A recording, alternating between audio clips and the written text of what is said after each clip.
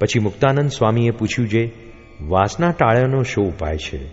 પછી શ્રીજી મહારાજ બોલ્યા છે, એક તો આત્મનિષ્ઠાની દ્રઢતા જોઈએ, અને બીજું પંચ વિષયનું તુચ્છપણું જાણ્યું જોઈએ, અને ત્રીજું ભગવાનનું અતિશય મહાત્મ્ય જાણ્યું જોઈએ. જે ભગવાન વૈકુંઠ, ગોલોક, બ્રહ્મમહોલ એ સર્વે ધામના પતિ છે. માટે એવા ભગવાનને પામીને તુચ્છ વિષયના સુખમાં હું શું પ્રીતિ રાખું?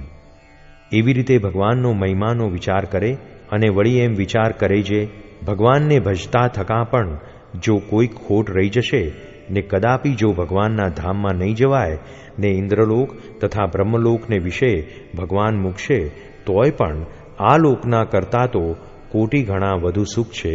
એવો વિચાર કરીને પણ આ સંસારના તુચ્છ સુખ થકી વાસનાએ રહિત થવું, અને એવી રીતે ભગવાનનો મહિમા જાણીને વાસનાએ રહિત થાય છે.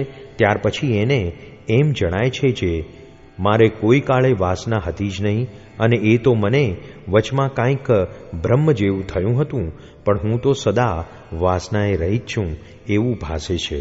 અને આવી રીતનો જે એકાંતિક ધર્મ તે તો જે એવા નિર્વાસનિક પુરુષ હોય અને જેને ભગવાનને વિશે સ્થિતિ થઈ હોય તેને વચને કરીને જ પમાય, પણ ગ્રંથમાં લખી રાખ્યો હોય તેણે કરીને નથી પમાતો. અને કોઈક સાંભળીને તેવી ને તેવી વાત કહેવા જાય તો કહેતા પણ આવડે નહીં.